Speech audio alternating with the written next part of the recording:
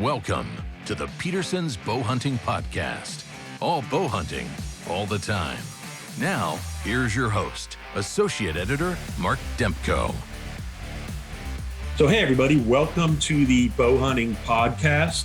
When you think of archery and bow hunting, there's a few names in the industry that are just synonymous with the sport. Easton is absolutely one of them. Archers, bow hunters worldwide shoot Easton arrows, but the organization also has an incredibly rich history dating all the way back to the early 1920s in California. A lot of people may not know the history of Easton. I'm pretty excited to be joined here today by Gary Cornum, who's the Director of Marketing for Easton. Gary and I actually shared a hunt in Florida for hogs last year. Great experience. Got to shoot some of Easton's incredible arrows and things last year. But welcome and thank you for joining us. Thanks for having me. I love talking about archery, and to have this opportunity to discuss all these things that we love so much with you is a real pleasure. Thank you. And I've been shooting Easton arrows since I started bow hunting in the late 80s. The incredible XX75, the aluminum shafts, incredible product. And, but you have obviously grown a lot since then, and we're going to get into that later in the conversation. But let's start at the very beginning, back in California in the early 1920s. Tell us a little bit about how Easton actually got started. It's a pretty amazing story. It is a really amazing story. There was a young man, Doug Easton, who loved to get out and hunt. And, back then, California was very rural, and they would get out a lot. And archery, and especially bow hunting, really wasn't a thing back then. So he had this interesting experience, though, and I'll just kind of paraphrase it all. But he was hunting one day, and after they were done, there was an accident with a shotgun. I think it was left against a car, it fell and went off, and actually hit Doug Easton in the legs. And fortunately, he didn't lose his leg or anything like that, but he was laid up for quite a while. And while he was in the hospital recovering from this accident, a friend gave him a book by Saxon Pope about archery. And we all know Pope and Young, and so we know about Pope and Young, the famous archers from the early 1900s that end up getting our record books named after them. There's early pioneers in archery and bow hunting. Well, he read this book and he became somewhat obsessed with what he read. He really liked it, fascinated by the bow and arrow and shooting one. So when he was sufficiently recovered, he took what he learned from this book and started making his own equipment. And back then it was made out of cedar and yew and other types of wood, based on the instruction that he got out of this book. And so he became pretty good at it, made some arrows, made a longbow. And then one day he was shooting, he's recovered now, and he's out in the park shooting in California at targets.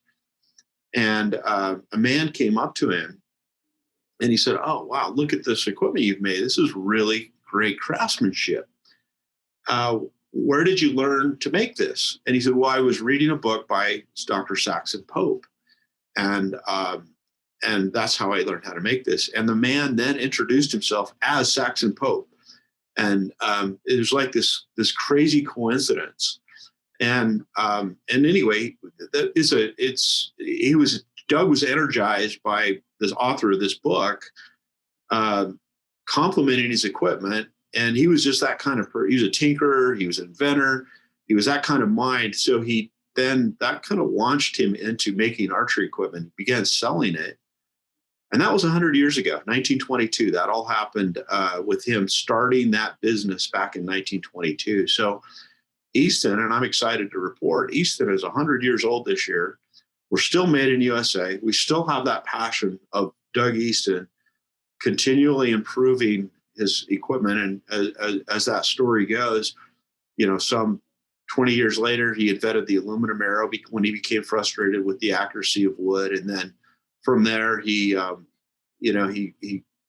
pioneered newer things, XX75s, like you mentioned. And then from there, we moved into carbon and then hybrid shafts now with aluminum carbon combined. But it was that original passion of Doug Easton in the early 1900s that kind of still runs in our DNA today.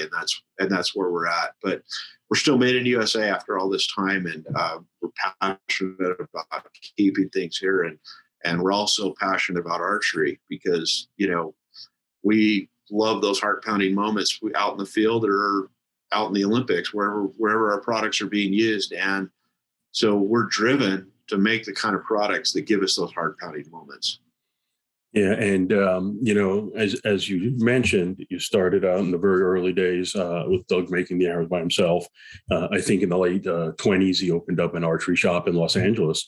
Today, you have a world-class manufacturing facility in Utah. You produce arrows and bolts as well that are shipped around the world, used by competition archers, bow hunters, recreational shooters.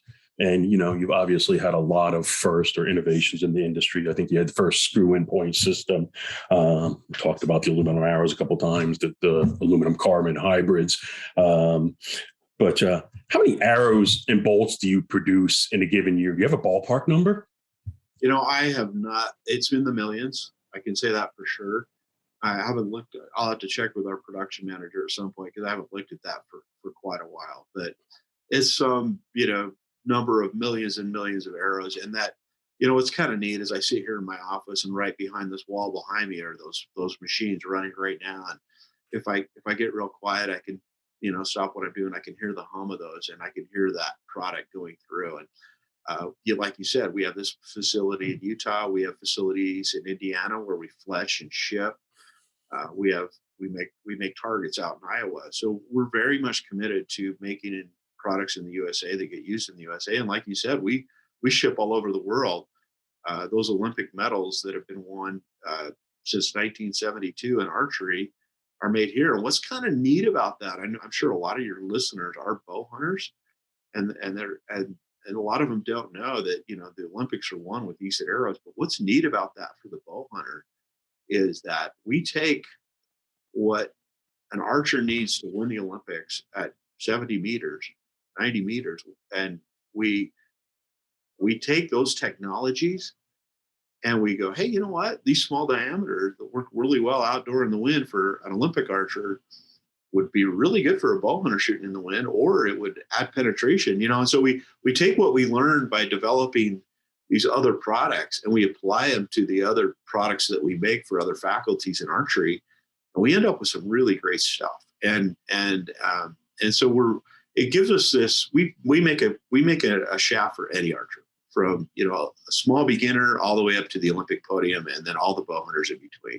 So, and we're happy to do it right here in the U.S. We're just so thrilled that we can do it. Yeah, I mean, when you think about it, you're probably the most comprehensive arrow manufacturer in the world, and you touched a little bit on that. What's an excellent example of one of the things you focused on for competition archery, maybe long range shooting, that you did bring into the bow hunting world? I know you talked a little bit about distance shooting and micro diameters and things like that, but what really stands out or jumps out to you when I ask that question? Well, what jumps out to me is so for a shooter like that, they need obviously the highest level of accuracy, and really the mix for accuracy is you need your arrows to weigh the same. You need them to be spine consistent, and most of the listeners know that means that the arrows are stiff all the way around the shaft. That the same uniform stiffness. That was really what got Doug Easton, to seek materials outside of wood, because you can imagine what the wood grain does to that factor in accuracy. And then lastly, these diameters, like this small diameter. Wind, when you're shooting the Olympics at that kind of distance, crosswind has a huge effect on that arrow. So for the accuracy, what we found it works really well is by combining materials. So we'll take aluminum and carbon and put them together. They both have different attributes. All carbon arrows are great. All aluminum arrows are great. Carbon is really lightweight, strong. Aluminum is really accurate, consistent. And so you go, okay, lightweight, strong, accurate, consistent. Then you kind of marry those two together and you sort of get the best of all worlds, right? You get a lightweight product that's strong, but it has that accuracy aspect of the aluminum. For hunting, you're going to get great accuracy, which we know is important for just shooting broadheads and everything else that we're doing. Small diameter is really great for hunting too, because one, we do shoot in crosswinds when we're hunting. We want to hit, where we're aiming at. Obviously, we don't want that to blow the wind to blow that off target. But once it impacts the target, that small diameter reduces the friction going through. So we get deeper penetration, a benefit that the bow hunters enjoy. That really isn't something that the target archers need, obviously. But so what we learned by marrying those materials together for the world's top shooters, we took and said, hey, wow, an FMJ, this is really good for, for bow hunting. We'll take aluminum and marry it to the carbon. We'll get the lightweight strength backbone of that carbon. We'll get the accuracy of the aluminum.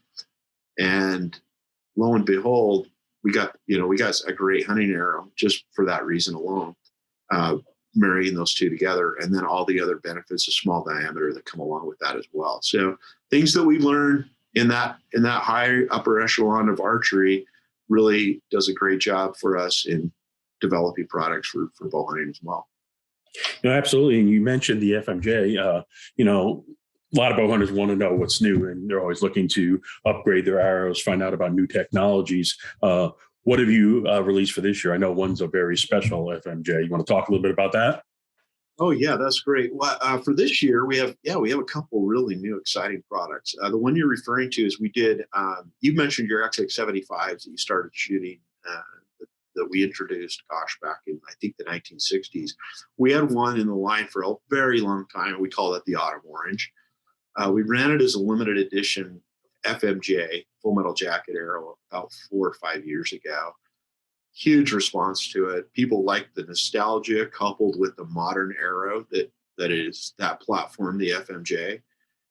Really the flagship arrow in the bow hunting industry for a whole myriad of reasons. But then for 100 years, then we discontinued that. This is about 4 years ago or so. And we've had a lot of requests for it since then. But we thought, hey, for our 100th anniversary, let's do an FMJ again in Autumn Orange. This time we'll do it in 5mm. The first time around, we did it in 6mm. But our 5mm FMJ is kind of our mainstay.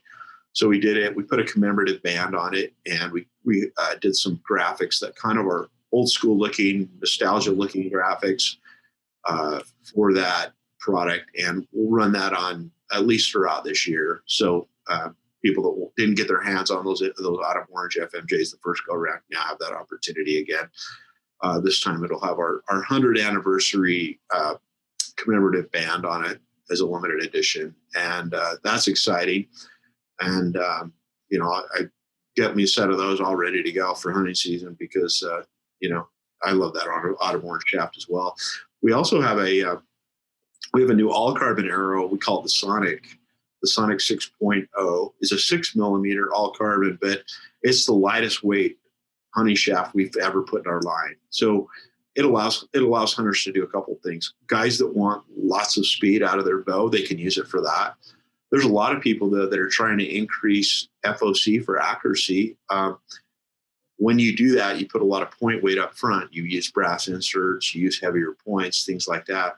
If you have a shaft that's not really lightweight, you can end up with an arrow that's kind of heavy if you're not careful trying to get your FOC up there. So if you start with a lightweight shaft platform like this new Sonic 6.0, you can put a brass insert in it and a heavier point, get a lot of FOC, but your overall arrow weight isn't too excessive. So that's gives you some real options on how you set up that new Sonic 6.0. So those are two really, really great products that we're excited about that we've rolled out for this year. Yeah. Now, when talking about the Autumn Orange FMJ, talk a little bit about that aluminum carbon makeup, why that's so important for the makeup of the arrow, flight, and penetration. Yeah. So the FMJ we introduced back in 2006. And and we, I really feel like that arrow's just come of age over the last 5 or 6 years. It came out to a great reception. It's always been a real popular product for us, but 3 or 4 or 5, 6 years ago, all of a sudden it just really started to take off. And I think the market really started to figure out what it was and what it does. And we've proliferated that line. We've got them at 5 millimeter. We've got them at 4 millimeter. We've made them in crossbow. We have one in dangerous game for guys that want to go to Alaska or Africa. It's got a real heavy carbon core, 700 or buffalo or something like that. They've got an option there. But what we did is it kind of like what I was alluding to before.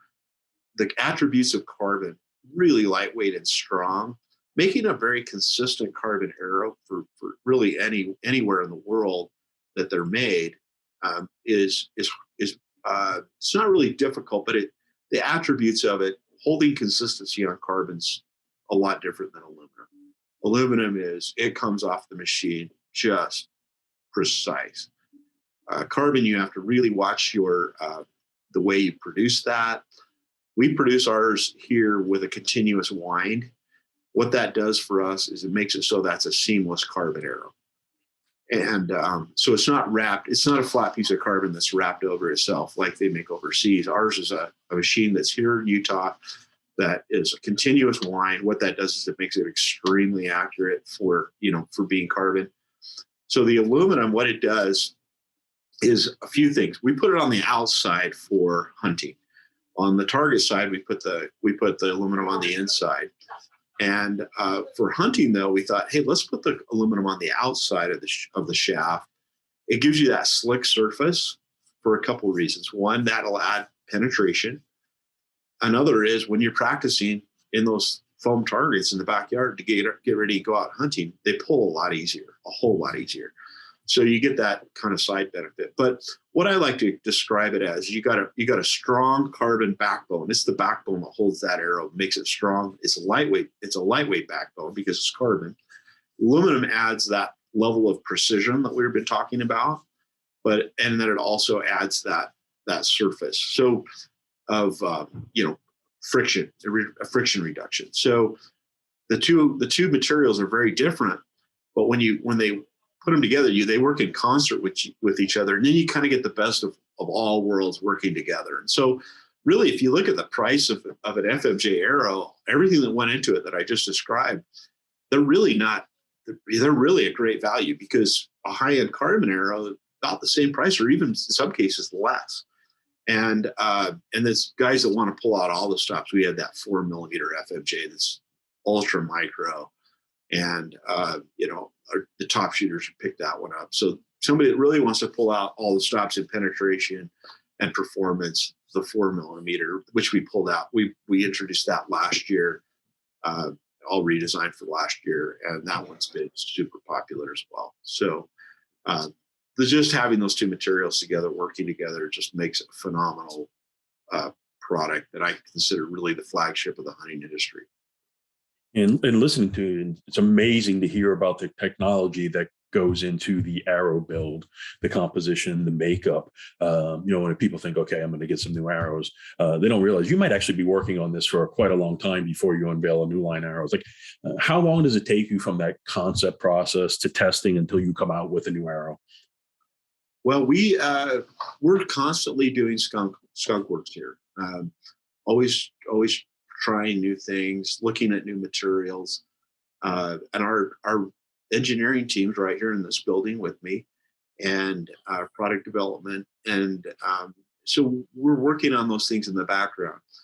If we decide, hey, here's a new material, here's a new process, a new diameter, whatever it is we might have, usually within this time of year, early in the year, we'll come up with that. We'll decide we're going to do it, and then by November, we have them ready to go, if not already shipping. So right around, there's a lot of foundational work that goes into new products, though. So I can't say we're doing it in less than a year necessarily, because we're working on things all the time. But we taking those ideas that we're working on, once we decide, hey, here's the product, here's what it's going to be, here's what we want it to do. I'd say for men, we're looking at somewhere, in that, 9 to 12 month range, kind of like having a baby. And then Yeah. at the start of the new year or shortly after, there's the birth and the product's out in the market. Great analogy.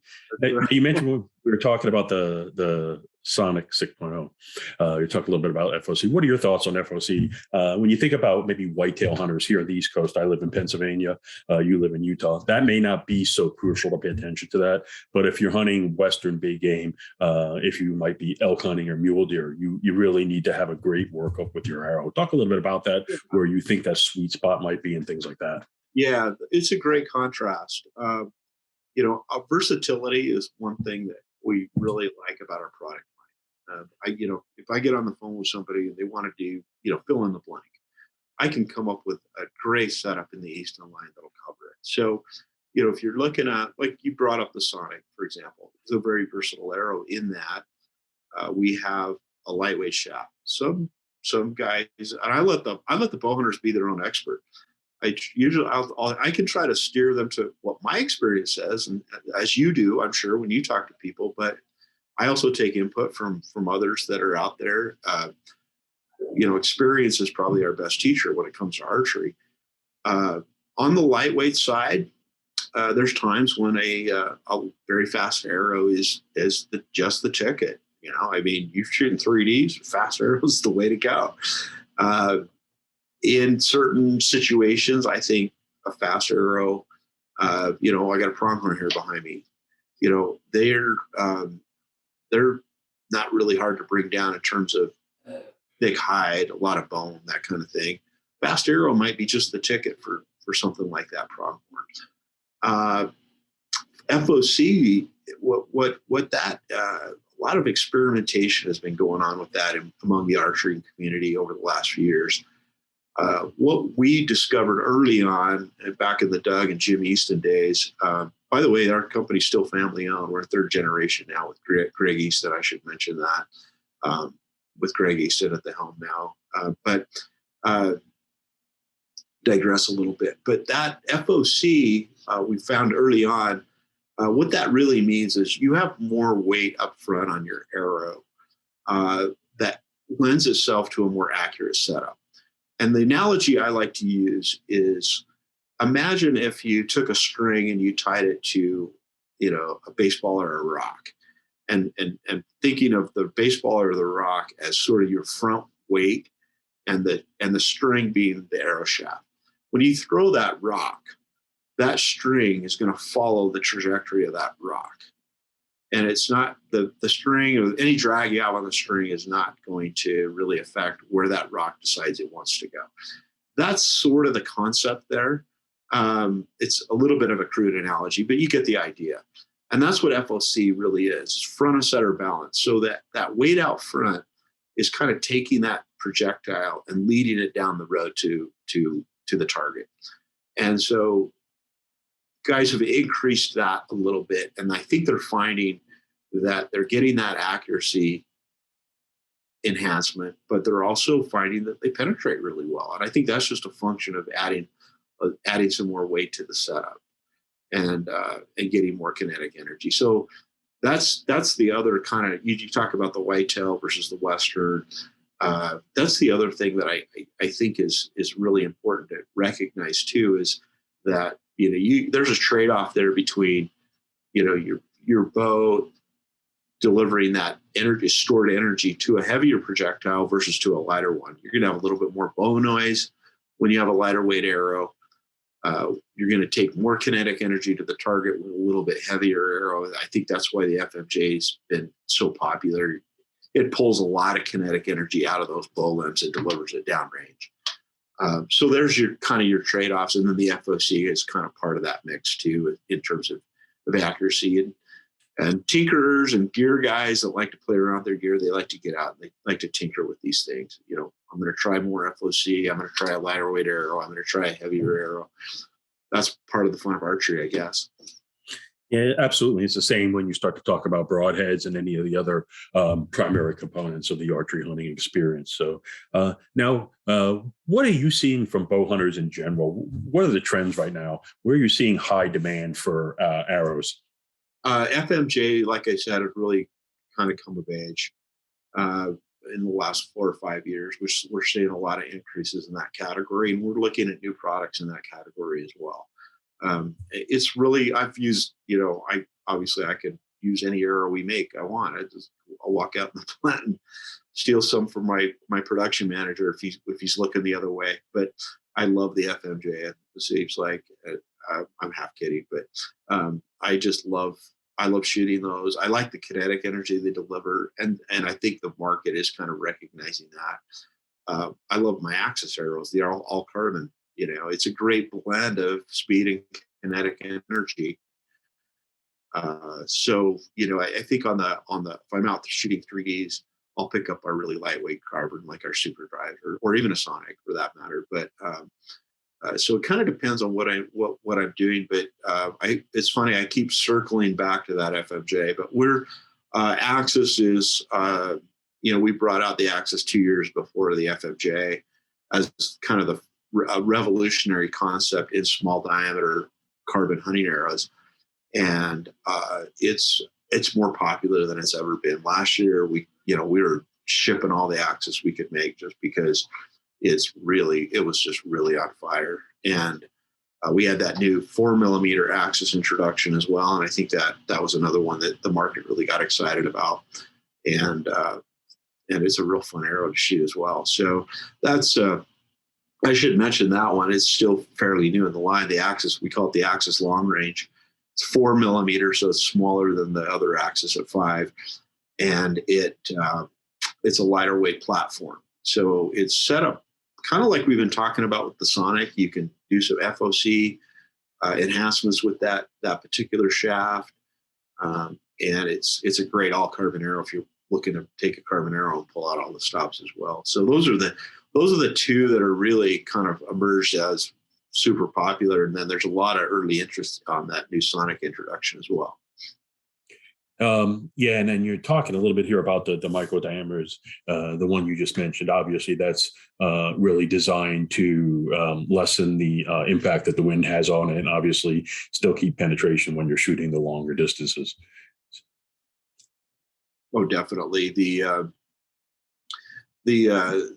wind resistance, when you put a 4mm arrow out there, you're getting really close to the diameter of what somebody was shooting the Olympics at 70 meters or 90 meters. And so it's really, like I said, it's really like pulling out all the stops when you're getting ready to set up a hunting arrow. And we put it out there, and I thought it was a great arrow, and I was really excited about it, but the market really almost surprised me. They loved it. They put their arms around it and said, "Hey, this is great." Yeah. Well, and thank you for that. And obviously, we've been talking a lot about bow hunting, bow hunters. Anything new this year from the competition side, as far as new arrows? Anything new for those? Yeah, we do have one. It's we have a brand new. It's in that SuperDrive family. So we've been marketing on the target side, particularly for all carbon arrows. Under we have the Axis category, we have the FMJ category. This category is called the SuperDrive, and it's called the SuperDrive Micro. It's an all carbon arrow for long distance outdoor shooting, similar to our X10s and our ACEs, but in an all carbon platform. And we just rolled that out this year as well to the market. So it adds to that SuperDrive line. SuperDrive line is kind of cool because you've got everything from a 27 diameter, that's 27/64s. They're used very commonly indoors. Indoor shooters like a very, very large arrow. There's no wind to contend with. They use that line cutter to get a few extra points on their score with that large diameter arrow. So we have it from a 27 diameter, the next one down to 25 diameter. Then we have a 23. We have, and then we have a 19 and also a also this new micro. So once you cross into that micro category, you're looking at outdoor shooting at that point, because the outdoor shooters do care about diameter. They want that smaller diameter as well. One thing I should mention too on diameter, we talked about wind drift, talked about penetration, and this applies to target archery as well, is that the smaller diameters actually have less friction flying through the air. So another benefit is they carry more of their velocity downrange. And that's important for target shooters as well. To get those arrows downrange, it helps in the wind for both target and for hunting as well. So that new SuperDrive Micro is really a exciting product for us as well. Also made right here. Thank you. Now you also make, maybe a lot of people may not know, but you also make bolts for crossbows. Have you come out with anything new recently, or are you planning anything for later this year? We're looking at that crossbow market. We don't have a new one this year. We have the 9mm as kind of our mainstay. We also do a lot of crossbow bolts for the crossbow manufacturers that we make here as well, that are sold under their brand name. But we recognize the popularity of the crossbow market and its growth. And so our product development team is looking at what we can do in that regard as well. Crossbow is a little bit different with just different platforms, different nocks, different. So it's not quite as easy to go to market with a new product on the crossbow side. Universal arrows like we're used to on vertical bows just aren't as, it doesn't transfer quite as easily. So there's a little bit more logistical R&D that needs to happen to bring out crossbow product. But certainly that's a very popular faculty in archery, and one that we're happy to be playing. And that's great to hear. And obviously, yeah, when you talk about all the different crossbow manufacturers, you're seeing a lot of the manufacturers now come out with different setups for the bows, and that includes the arrows and nocks and things like that. Now, let's talk a little bit about you. Are you planning any hunts for this year? Where are you looking to head? Yeah, my dance card is getting filled up here pretty quick. For the spring, we're going to do, I always do, you and I went on a hog hunt. And what I love about that hunt is that there's no pressure. There's no pressure to fill an expensive tag. It's very relaxing. If you just want to get out, it's one thing, you can go out and shoot stumps. You can go out and shoot 3D targets. That's all fun, and I love it. But there's something about shooting a live target, and to go out there and do it without any pressure, without a huge expenditure in terms of time, tags or outfitter fees or whatever it might be. I love hog hunting. So we'll do that coming up. I usually try to get out twice a year and at least and do that. Help those ranchers out a little bit by culling off some of those hogs for them. And then we'll do turkey in the spring. I'm looking at trying to get back into Canada for a spring bear. We got that on the calendar. I'm excited to do that because there hasn't been a lot of hunters in Canada over the last couple of years, at least from the United States. So I'm thinking maybe we'll get lucky and the bears will be bigger, and they haven't been pressured as much. So there's, I think, an opportunity there, provided we can get across the border, get up there and do that in Alberta. And then I'll hit on the western side, mule deer. We got elk on the table here in Utah. I'm going to try something I haven't done before, hunting whitetail in the velvet in Wyoming. And then something late season, probably Illinois, or I've got a possibility for late season whitetail in Oklahoma and possibly Florida. So, that's kind of going to round out my season, and I'm looking forward to all of it because, like I said before, those heart-pounding moments are why we make the products we make, and I love that. I love that feeling. So I get out whenever I possibly can. No, and that's awesome. You mentioned the hog hunting. The nice thing about that is you can go almost any time of the year is good. Not every single day, but most of the year you can get out and have a great experience. Now, when you head up to Alberta, you're looking at a color phase bear. Do you have anything in mind as far as what you'd like to get there? Or? I've shot bears, and I shot a couple color phase, and I really I love the bear. Every hunt's sort of different. It has its own personality, right? With bear hunting, it's kind of a relaxing hunt, and you're generally going out in the afternoon, and you're maybe fishing in the morning or something like that. It's a really relaxing, fun thing to do. I'd kind of like to shoot something exceptional. Having shot a bunch of bears, and if something exceptional happened, that'd be great. But just being out there, even if I didn't film my tag, I just love being outside with my bow. And so, if a big bear walks by me and I get lucky, that'll be great. But if not, I'm going to have a good time no matter what. Well, best of luck when you go on that experience. And, it leads into the next question. What's your current bow hunting setup? What bow are you using? Obviously, what arrow are you using in the Easton line? Tell us a little bit about that. So I've got the Hoyt RX5, and it's funny. I got this is a kind of an interesting story. I got that Hoyt and hunted with it last fall.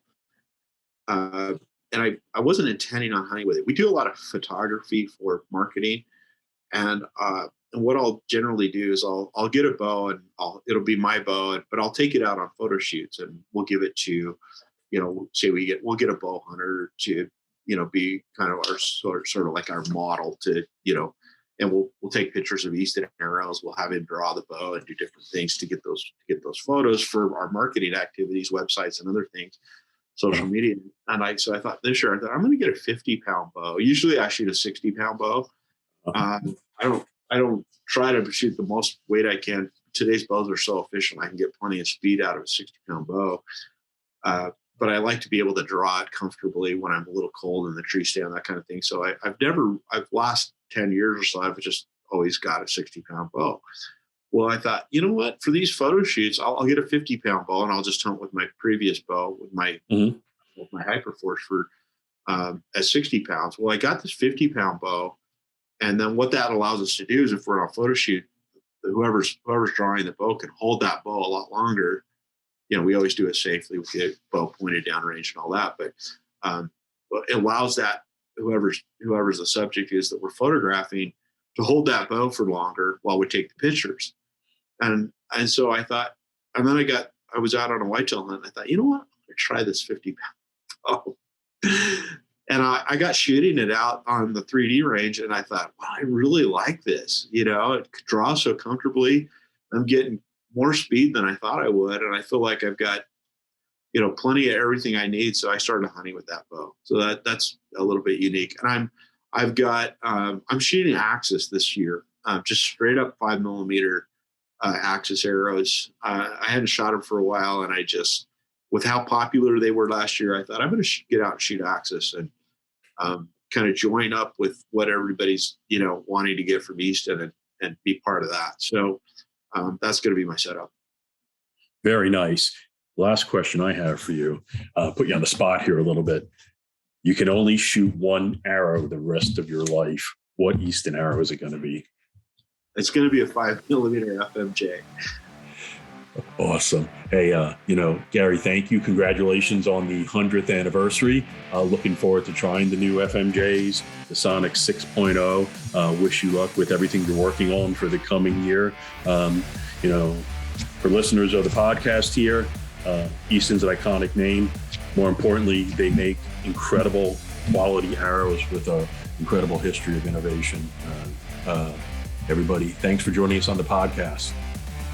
Thanks for downloading the Petersen's Bow Hunting Podcast. All bow hunting, all the time. Pick up the latest issue of Petersen's Bow Hunting magazine on your local newsstand, or connect with us online at bowhuntingmag.com.